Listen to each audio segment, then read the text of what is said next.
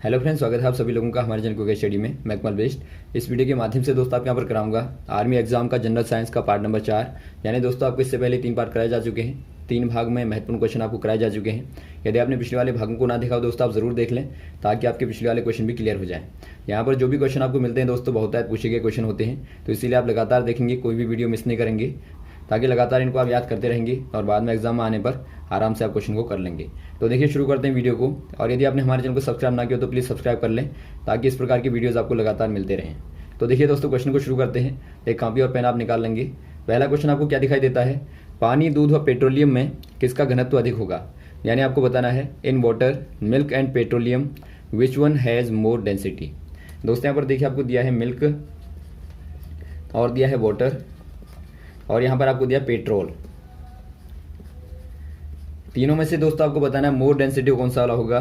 Density कहने का मतलब है घनत्व, किसका ज़्यादा होगा दोस्तों। घनत्व कहने का मतलब है दोस्तों आपका सघनता से मतलब होता है इसका, सघनता।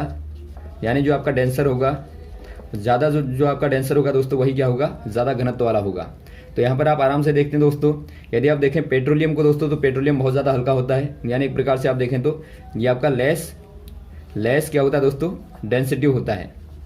और उसके बाद ये आप पानी को देखें दोस्तों और दूध को देखें, तो पानी और दूध में जो मिल्क होता है दोस्तों, जो नेचुरल मिल्क होता है एक प्रकार से, यदि आप बात करें नेचुरल मिल्क की, तो वो जो होता है 1.2 टाइम होता है नेचुरल वाटर के। यानी यदि आप वाटर को लें दोस्तों प्राकृतिक तौर पे, यदि आप सामान्य पानी को लें, टेम्परेचर यदि आप ले लें 4 डिग्री सेंटीग्रेड के आसपास में नेचुरली, तो वहाँ पर आप देखेंगे दोस्तों, तो जो आपका नेचुरली जो मिल्क होता है उसकी डेंसिटी जो होती है 1.2 गुना होती है नेचुरल वाटर के। यानी कि जो पानी होता है उससे दोस्तों 1.2 गुना ज़्यादा होती है। तो यहाँ पर आप कह देंगे जो मुख्यतः आप ज़्यादा डेंसिटी होगा दोस्तों मिल्क हो जाएगा, उसके बाद में वाटर होगा और उसके बाद में क्या होगा दोस्तों, पेट्रोलियम होगा। तो यहाँ पर आप ऑप्शन नंबर कौन से वाले में टिक कर देंगे। तो यहाँ पर आपको चूंकि सर्वाधिक पूछा गया है तो यहाँ पर आप टिक कर देंगे मिल्क में, ऑप्शन नंबर बी वाला दूध में। अगला क्वेश्चन यहाँ पर देखिए, पीतल एक है, यानी आपको बताना है ब्रास इज अ। दोस्तों ब्रास क्या है, यदि आप देखें जो पीतल होता है, जो ब्रास होता है, पीतल दोस्तों एक प्रकार का मिक्सचर होता है, यानी कि मिश्रण होता है। और यदि आप देखें तो कौन सा वाला मिश्रण होता है, किनका मिश्रण होता है, ये दोस्तों जिंक और कॉपर का मिक्सचर होता है। यानी आप Zn और Cu को मिलाते हैं दोस्तों अलग अलग अनुपातों में, तो उससे क्या बनता है, उससे आपका ब्रास बनता है, यानी कि पीतल बनता है। चूंकि यहाँ पर दोस्तों दोनों का अनुपात अलग अलग होता है, इसलिए ये आपका कंपाउंड न होकर क्या हो जाएगा, मिक्सचर हो जाएगा। तो ऑप्शन नंबर आपका ए वाला सही हो जाएगा, मिश्रण होता है। अगला क्वेश्चन यहाँ पर देखिए, पारे का मुख्य अयस्क क्या है, आपको बताना है मेन और ऑफ मरकरी। दोस्तों यहाँ पर देखिए और क्या होता है, और आप जानते हैं एक प्रकार से जो आपका शुरुआत में एलिमेंट होता है वो और के फॉर्म में होता है। तो यहाँ पर देखिए दोस्तों जो और है, और क्या होता है, यानी कि अयस्क क्या होता है। आप जानते हैं दोस्तों जो भी एलिमेंट्स होते हैं यानी कि जो तत्व होते हैं एक प्रकार से वो फ्रीली नेचर में नहीं पाए जाते, यानी कुछ ना कुछ उनके पास में जुड़ा रहता है। तो जो आपका अनप्योर फॉर्म होता है दोस्तों किसी भी एलिमेंट का, तो वही क्या होता है, और होता है। यानी एक प्रकार से आप कह सकते हैं और जो होता है वो आपका कुछ प्योर एलिमेंट्स का और साथ में बहुत सारी इम्प्योरिटी का दोस्तों मिक्सचर होता है। यानी उसके साथ में बहुत सारी इम्प्योरिटी जुड़ी रहती है, जिसको आप बाद में प्योरीफाई करके एलिमेंट को एक्सट्रैक्ट करते हैं, यानी कि एलिमेंट को अलग करते हैं। यानी यहाँ पर आपको पूछा गया दोस्तों पारा किससे प्राप्त किया जाता है, यानी उसका और कौन सा वाला होता है। तो पारा जो होता है दोस्तों, यानी कि मरकरी जो होती है, जो मरकरी होती है दोस्तों, उसको आप प्राप्त करते हैं सिनेबार से। सिनेबार जो है दोस्तों एक प्रकार से क्या है, पारे का, यानी कि मरकरी का दोस्तों मुख्य और होता है, यानी अयस्क होता है। तो ऑप्शन नंबर आप ए वाले में टिक कर देंगे, सिनेबार। वैसे आप देखें दोस्तों जो बॉक्साइड होता है, बॉक्साइड जो होता है दोस्तों क्या होता है, ये मुख्य रूप से एल्यूमिनियम का दोस्तों और होता है। और वैसे आप देखें कोल यानी कि कोयला दोस्तों मुख्य रूप से कार्बन होता है इसमें। और वैसे आप यदि देखें मैग्नेटाइट को, तो मैग्नेटाइट क्या होता है दोस्तों, ये मुख्य रूप से आयरन का यानी कि Fe का दोस्तों क्या होता है, और होता है, अयस्क होता है। तो यहाँ पर दोस्तों आप सारे अयस्कों को मुख्यतः याद रखेंगे, इनके आधार पर एक क्वेश्चन आता है। अगला क्वेश्चन देखिए दोस्तों, धावन सोडा का रासायनिक सूत्र क्या होगा, यानी आपको बताना है chemical formula of washing soda. दोस्तों यहाँ पर देखिए जो वॉशिंग सोडा होता है, वॉशिंग सोडा जो होता है, यानी कि धावन सोडा आप कहते हैं इसको। धावन कहने का मतलब है जो धोने का सोडा होता है, उसका केमिकल फॉर्मूला क्या होता है। ये दोस्तों होता है सोडियम कार्बोनेट, Na2CO3 होता है, CO3 कर देंगे, ये आपका सोडियम कार्बोनेट होता है। वैसे यदि आप बात करें बेकिंग सोडा की, बेकिंग सोडा कहने का मतलब है जो खाने का सोडा होता है, जो खाने का सोडा होता है दोस्तों, उसका फॉर्मूला होता है सोडियम बाइकार्बोनेट, NaHCO3 होता है। तो यहाँ पर थोड़ा सा अंतर यही होता है दोस्तों, यहाँ पर बाइकार्बोनेट है और यहाँ पर केवल कार्बोनेट होता है। यहाँ पर कभी कभार दोस्तों हो सकता है आपको वाटर के मॉलिक्यूल जोड़ के दे दिए जाएं, क्योंकि यदि आप पानी में मिला देंगे इसको तो वहाँ पर दोस्तों आपका H2O को जोड़ना पड़ता है। और वैसे आपका नॉर्मली यदि आप पाउडर की बात करें दोस्तों तो आपका सोडियम कार्बोनेट होता है। और यहाँ पर देखिए दोस्तों, यहाँ पर आप बाई लगा देंगे, बाइकार्बोनेट कर देंगे तो ये खाने का सोडा हो जाएगा। वैसे यदि आप बात करें जो NaOH आपको यहाँ पर दिया है, ये दोस्तों होता है कास्टिक सोडा, कास्टिक सोडा होता है। तो COH क्या होता है दोस्तों, तो ये दोस्तों क्या होता है, कैल्शियम हाइड्रोक्साइड होता है, यानी कि इसको आप कहते हैं स्लैग्ड लाइम, यानी एक प्रकार से आप कहते हैं दोस्तों बुझा हुआ चूना, बुझा चूना, यानी कि इसमें आप पानी मिला के, यानी इसको आप कैसे प्राप्त करते हैं दोस्तों, जो आपका चूना होता है दोस्तों CaO जो आपका होता है, एक प्रकार से आप चूना पत्थर कह सकते हैं, या फिर आप इसको दोस्तों क्विक लाइम कहते हैं। यदि आप क्विक लाइम में वाटर को मिलाते हैं, यानी पानी को मिलाएंगे दोस्तों, H2O को मिलाएंगे, तो यहाँ से बनता है CaOH का होल ट्वाइस।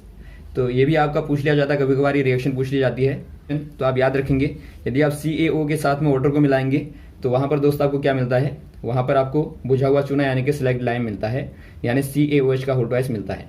तो यहाँ पर जो पूछा गया क्वेश्चन है दोस्तों, आंसर हो जाएगा आपका ऑप्शन नंबर बी वाला सोडियम कार्बोनेट। यदि आपका वाटर मॉलिक्यूल जुड़ा होगा तो वहाँ पर दोस्तों आप H2O वाले में टिक कर देंगे। अगला क्वेश्चन देखिए दोस्तों, जल की कठोरता दूर करने का सरलतम उपाय क्या है, आपको बताना है। A common method to remove hardness of water is. दोस्तों यहाँ पर देखिए, पहले आप समझेंगे जो हार्डनेस होती है वाटर की वो क्या होती है, यानी कि हार्डनेस जो होती है दोस्तों, या फिर आप कहें कठोरता जो होती है, कठोरता वाटर की क्या होती है। आपने देखा होगा दोस्तों, यदि आप पानी को देखें, आप दो प्रकार के पानी लें दोस्तों, एक को आप थोड़ा गर्म कर लें, दूसरे को आप ठंडा लें दोस्तों। तो यहाँ पर आप यदि साबुन को झाग देंगे, साबुन की झाग बनाएंगे, तो आप देखेंगे जो आपका ठंडा पानी होता है तो वहाँ पर आप देखेंगे झाग कम मिलता है, लेकिन जो गर्म पानी होता है वहाँ पर ज़्यादा झाग मिलता है। तो इसका रीज़न क्या होता है दोस्तों, ये आपका ज़्यादा सॉफ्ट होता है और ये आपका दोस्तों इसके कंपेयर में क्या होता है, हार्ड होता है। यानी यही दोस्तों आपका हार्डनेस कहलाती है, यानी कि जहाँ पर आपका साबुन कम झाग देगा दोस्तों, वहाँ पर आप कह देंगे वो ज़्यादा क्या होगा दोस्तों, हार्ड होगा। तो इसी प्रकार की हार्डनेस दोस्तों यहाँ पर वाटर में पाई जाती है। ये मेनली आपकी दो प्रकार की होती है दोस्तों, एक टेम्परेरी होती है, एक परमानेंट होती है। तो यहाँ पर देखिए जो हार्डनेस होती है, मेनली रीज़न क्या होता है उसका दोस्तों, जो हार्डनेस होती है वाटर की, उसका रीज़न होता है यहाँ पर बाइकार्बोनेट और sulphate of calcium and magnesium. यानी एक प्रकार से आप कहेंगे दोस्तों, जो आपके कैल्शियम के बाइकार्बोनेट होते हैं, यानी कि आप यदि कैल्शियम के बाइकार्बोनेट यहाँ पर बना लेंगे, जो कैल्शियम के बाइकार्बोनेट होते हैं यानी कि CaCO3 का होल थ्राइस, ये आपका दोस्तों क्या हो जाएगा, ट्वाइस यहाँ पर होगा, ये आपका होगा कैल्शियम के बाइकार्बोनेट। वैसे आप मैग्नीशियम के बनाएं दोस्तों तो MgCO3 का होल ट्वाइस। ये दोस्तों आपका मैग्नीशियम और कैल्शियम के बाइकार्बोनेट, और दोस्तों दोनों के क्या होंगे, सल्फेट होंगे। यानी दोनों के यदि आप सल्फेट बनाएं तो आपका CaSO4 और वैसे आपका MgSO4। तो ये दोस्तों कैल्शियम और मैग्नीशियम के बाइकार्बोनेट और सल्फेटों के कारण ही दोस्तों हार्डनेस होती है। तो हो सकता है कभी कभार आपको पूछ ले जाएं तो आप इनको भी याद रखेंगे। तो यहाँ पर जो पूछा गया दोस्तों, जो आपका नॉर्मल वे होता है दूर करने का, यदि आप सिंपल तरीका देखें तो वो होता है दोस्तों पानी को उबालने के बाद। यानी आप पानी को उबाल देंगे दोस्तों, गर्म कर देंगे, तो वहाँ पर जो हार्डनेस होती है दूर हो जाती है। तो ऑप्शन नंबर कौन सा हो जाएगा दोस्तों, बॉइलिंग। ऑप्शन नंबर आपका ए वाला सही हो जाएगा, यानी पानी को उबालने के बाद में इसको आप दूर कर पाएंगे। अगला क्वेश्चन देखिए दोस्तों, निर्वात में गमन करने वाली तरंग हैं, यानी आपको बताना है waves whose can move into vacuum. यहाँ पर देखिए दोस्तों जो तरंगें होती हैं, आपको मालूम होगा यदि आप ध्वनि को देखें, प्रकाश को देखें, या फिर चुंबकीय तरंगों को देखें दोस्तों, ये सारी क्या है, तरंगों के उदाहरण हैं, एग्जाम्पल हैं। तो यहाँ पर आपको क्या दिया है, देखिए साउंड दिया है, लाइट दिया है, मैग्नेटिक वेव दिया है। तो यानी कि आपका 3 वेवें दी हैं दोस्तों, और यहाँ पर वैक्यूम में कौन सी गमन नहीं करती आपको बताना है, या कौन सी गमन करती हैं। तो यहाँ पर आपको पूछा गया कि कौन सी वाली गमन करती हैं, यानी कि कौन सी वाली दोस्तों मूव करती हैं वैक्यूम में। माना यहाँ पर आपके पास में वैक्यूम है, वैक्यूम का मतलब क्या होता है दोस्तों, निर्वात। निर्वात यानी कि जहाँ पर दोस्तों कोई भी मीडियम नहीं होगा, यानी कि आप कह देंगे नो मीडियम। यहाँ पर कोई माध्यम नहीं होगा दोस्तों, यानी कि वायु भी दोस्तों यहाँ पर नहीं होगी, यानी कि एयर भी दोस्तों यहाँ पर नहीं होगी, यहाँ पर कुछ नहीं होगा, इसको आप बोलते हैं एम्प्टी स्पेस। अब यहाँ पर देखिए दोस्तों, माना यहाँ से कोई वेव को आपको डालना है। पहली वेव आप मान लें ये आपकी साउंड वेव है, साउंड वेव है। सेकंड वाली आप मान लें ये लाइट वेव है, और थर्ड वाली आप मान लेंगे ये मैग्नेटिक वेव है। मैग्नेटिक यानी कि चुंबकीय तरंग है, ये आपकी प्रकाश तरंग है, ये ध्वनि तरंग है। तो यहाँ पर आप देखेंगे दोस्तों जो आपकी ध्वनि तरंगें होती हैं वो एक प्रकार से लॉन्गिट्यूडनल वेव होती हैं, यानी कि अनुदैर्ध्य तरंगें होती हैं। और अनुदैर्ध्य तरंगों को दोस्तों माध्यम की आवश्यकता होती है गमन के लिए, यानी ध्वनि को आप वहाँ ही पहुँचा पाएंगे जहाँ पर वायु होगी, या फिर दोस्तों आपका ठोस द्रव कुछ ना कुछ मीडियम होना चाहिए, अदरवाइज दोस्तों ध्वनि गमन नहीं कर पाती है। तो यहाँ पर तो गमन कर नहीं पाएगी। यदि आप लाइट की बात करें दोस्तों, तो लाइट एक प्रकार से ट्रांसवर्सल वेव होती है, यानी कि अनुप्रस्थ तरंग होती है। तो इसके लिए दोस्तों माध्यम की आवश्यकता नहीं पड़ती, यानी कि एक प्रकार से जो लाइट वेव होती हैं वो निर्वात में भी गमन करती हैं। तो यहाँ पर आप कह देंगे निर्वात में लाइट वेव गमन करेगी, यानी सनलाइट को आप देखेंगे दोस्तों तो निर्वात में गमन कर पाएगी, यानी कि मूव कर पाएगी। और जो मैग्नेटिक वेव होती हैं दोस्तों, या फिर आप कहें इलेक्ट्रोमैग्नेटिक वेव जो होती हैं, विद्युत चुम्बकीय तरंगें जो होती हैं दोस्तों, वो कहीं भी गमन कर लेती हैं, यानी वैक्यूम में भी दोस्तों गमन करती हैं। तो यहाँ पर आप कह देंगे ये भी गमन करेंगी, यानी आपने देखा दोस्तों दोनों ही गमन करेंगी, लाइट और मैग्नेटिक, लेकिन जो साउंड होगी वो गमन नहीं करेगी। तो यहाँ पर आपको चूंकि पूछा गया है कि कौन सी वाली गमन कर पाएगी, मूव कर पाएगी, तो यहाँ पर आप कह देंगे बी और सी दोनों, यानी कि दोस्तों light wave and magnetic wave. तो ऑप्शन नंबर आपका डी वाला सही हो जाएगा। अगला क्वेश्चन देखिए दोस्तों, मानव शरीर का सामान्य तापमान होता है, normal temperature of human body is. दोस्तों यहाँ पर देखिए मानव सामान्य तापमान यदि आप देखें, यानी मानव बॉडी का जो नॉर्मल टेम्परेचर होता है, नॉर्मल जो बॉडी का टेम्परेचर होता है यानी तापमान होता है, वो क्या होता है दोस्तों। यदि आपको देखिए कोई भी पैमाना याद होगा तो आप लिख लेंगे। माना आपका याद है आपको सेल्सियस में, तो सी बराबर आप लिख देंगे 37 लगभग दोस्तों अप्रोक्सीमेटली होता है, या फिर आप कहें सी बराबर 36 से लेके 37 तक होता है लगभग। तो ये आपका होता है। अब यहाँ पर देखिए दोस्तों, यदि आपको कन्वर्जन करना है इसको, यानी अलग अलग मात्रकों में निकालना है, तो वहाँ पर आप कैसे निकालेंगे। आपको सिंपल फॉर्मूला बताया था दोस्तों, C-0, और यहाँ पर आप अपॉन 100 कर देंगे, बराबर K-273 अपॉन 100 कर देंगे, इक्वल टू बराबर F-32 यानी F-32 बट्टा 180 कर देंगे। तो यहाँ से दोस्तों यदि आपको कन्वर्जन करना होगा, माना आपको C बराबर पता है, तो आप C का मान 37 माना ले लेंगे, यहाँ पे -0 तो आपका 37 ही हो जाएगा अपॉन 100। तो यहाँ से आप जहाँ भी कन्वर्ट करना चाहेंगे दोस्तों ये आपको मिल जाएगा, यानी यहाँ से आप केल्विन में निकालना चाहेंगे तो K बराबर आपको मिलेगा, ये आपका दोस्तों 273 प्लस 37 मिलेगा, यानी आपको दोस्तों 310 केल्विन मिलेगा। वैसे आप फ़ारेनहाइट में कन्वर्ट करेंगे दोस्तों तो ये आपको F में मिलेगा अप्रोक्सीमेटली 97 डिग्री फ़ारेनहाइट। यानी कि यहाँ पर आप देखते हैं दोस्तों, यदि आप केल्विन में देखें, ये आप फॉर्मूला याद रखेंगे, इसको आप लिख लेंगे, ये वाला फॉर्मूला, ये आपका हमेशा ही काम आएगा तापमान को कन्वर्जन करने में, क्योंकि बहुत बार एक क्वेश्चन आता है कि बताइए तापमान यदि आपका सेल्सियस में इतना है तो बताइए केल्विन में कितना होगा। अब यहाँ पर देखिए आपने क्या देखा, जो ह्यूमन बॉडी का टेम्परेचर होता है यदि आप केल्विन में देखें तो ये आपका दोस्तों होता है 310, यदि आप देखें सेल्सियस में तो ये होता है 37 डिग्री अप्रोक्सीमेटली, और यदि आप फ़ारेनहाइट में देखें तो ये आपका होता है 97 डिग्री। यहाँ पर आप क्या देखते हैं दोस्तों, जो सारे ऑप्शन दिए हैं यहाँ पर देखिए 310, 37, 97, तो ये सारे ही दोस्तों आपके मानव के तापमान होते हैं। चूँकि आपका केवल यूनिट अलग अलग है, मात्रक अलग अलग हैं, तो यहाँ पर आप कह देंगे ऑल ऑफ दी अबव, यानी कि सारे के सारे दोस्तों आपके सही हो जाएंगे, ऑप्शन नंबर डी वाला। अगला क्वेश्चन देखिए दोस्तों, किसी वस्तु का द्रव्यमान पृथ्वी की तुलना में चंद्रमा पर होगा, यानी आपको बताना है mass of an object at moon as compare to the earth. दोस्तों यहाँ पर देखिए, माना कोई बॉडी है, ये आपका अर्थ है यानी हमारी पृथ्वी है, माना यहाँ पर कोई बॉडी का मास m है, और यहाँ से आप ले जाते हैं इसको चंद्रमा में यानी मून में, तो यहाँ पर दोस्तों मास क्या होगा बॉडी का आपको बताना है।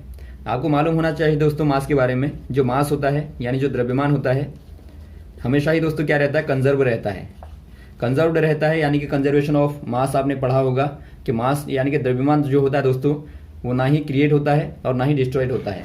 तो यहाँ पर आप कह देंगे एक प्रकार से जो द्रव्यमान होता है दोस्तों हमेशा ही क्या रहता है, समान रहता है। यदि आप चंद्रमा पे ले जाएं या फिर आप दोस्तों मंगल पे ले जाएं, कहीं भी ले जाएं, द्रव्यमान जो होगा दोस्तों बॉडी का यहाँ पे वही आपका दूसरी जगह पे भी होगा, यानी कि यहाँ पे द्रव्यमान क्या हो जाएगा, m ही हो जाएगा, यानी m किलोग्राम यहाँ भी होगा, m किलोग्राम यहाँ भी होगा, यानी कि आप कह देंगे दोस्तों समान रहेगा, इक्वल रहेगा, ऑप्शन नंबर डी वाला। यदि आप बात करें भार की, अब देखिए दोस्तों यदि आप भार की बात करें, वेट की बात करें, थोड़ा सा आपको कन्फ्यूजन होता है यहाँ पर क्वेश्चन में। जो वेट होता है दोस्तों यानी कि जो भार होता है, भार बराबर होता है mg, और यहाँ पर जो भार हो जाएगा दोस्तों, यदि इसी बॉडी का भार यहाँ पे mg है तो यहाँ क्या हो जाएगा, यहाँ पर mg बट्टा 6 हो जाएगा, क्योंकि आप जानते हैं जो मून में जो ग्रेविटी का मान होता है वो दोस्तों पृथ्वी की तुलना में यानी कि अर्थ के कंपैरिजन में बाई 6 होता है, यानी कि 1/6 गुना होता है। यानी यहाँ पर जाने के बाद दोस्तों जो भार होगा वो केवल 6वां भाग रह जाएगा चंद्रमा पर, लेकिन द्रव्यमान दोस्तों नियत रहेगा। तो दोनों में अंतर आपको समझना है, जो भार होता है अलग है यानी भार यानी कि वेट दोस्तों अलग होता है, और एक प्रकार से जो द्रव्यमान होता है बिल्कुल अलग होता है। तो यहाँ पर आपको कन्फ्यूज नहीं करना, हो सकता है आपको यहाँ पर द्रव्यमान पूछा जाए और आप 1/6 कर देंगे तो वहाँ पर गलत हो जाएगा। तो यहाँ पर आंसर होगा आपका डी वाला। और यदि आपको यहाँ पर भार पूछा जाए तो ऑप्शन नंबर ए वाला। अगला क्वेश्चन देखिए दोस्तों, निम्न में कौन गलत मेल है, यानी आपको बताना है which one of the following is not correctly matched. यानी आपको देखना है दोस्तों यहाँ पर कौन सा वाला मिलान सही नहीं किया गया है। पहला आपको दिया दृश्य जगत यानी कि विजिबल वर्ल्ड जो होता है, प्रकाश परावर्तन यानी रिफ्लेक्शन ऑफ लाइट। सेकंड वाला आपको दिया नीला आकाश यानी कि ब्लू स्काई, ये आपका होता है ड्यू टू प्रकाश प्रकीर्णन यानी स्कैटरिंग ऑफ लाइट। तीसरा आपको दिया प्रिज्म इंद्रधनुष यानी कि प्रिज्म में जो आपका रेनबो बनता है उसका रीजन होता है प्रकाश का विक्षेपण यानी डिस्पर्शन ऑफ लाइट। और फोर्थ वाला आपको दिया है सूर्य का रक्त रंग होना, यानी कि जो आपको सूर्य दोस्तों राइजिंग के समय में और सेट के समय में लाल दिखाई देता है यानी सन रेड कलर ड्यू टू ध्रुवण प्रकाश यानी दोस्तों पोलराइजेशन ऑफ लाइट। तो इनमें से कौन सा वाला रॉन्ग है आपको बताना है। यदि आप पहले वाले को देखें दोस्तों यानी दृश्य जगत को देखें, जो विजिबल वर्ल्ड होता है, विजिबल यानी कि जो आपको दिखाई देता है दोस्तों, वो कैसे दिखाई देता है, due to reflection of light. आप जानते हैं रिफ्लेक्शन के कारण ही दोस्तों आपको कोई भी वस्तु विजिबल होती है, यानी जब प्रकाश परावर्तित होकर आपकी आंखों में पड़ता है दोस्तों तो ही आप वस्तु को देख पाते हैं। यदि परावर्तित होकर ना आए तो आपको दोस्तों ये वस्तु दिखाई नहीं देगी यानी कि विजिबल नहीं हो पाएगी। तो पहला बिल्कुल आपका सही है। सेकंड वाला देखें दोस्तों, आपका जो नीला आकाश दिखाई देता है आपको, नीला आकाश यानी जो आपको ब्लू कलर दिखाई देता है स्काई का, उसका क्या रीजन होता है, उसका रीजन होता है दोस्तों प्रकाश का प्रकीर्णन यानी स्कैटरिंग ऑफ लाइट होता है।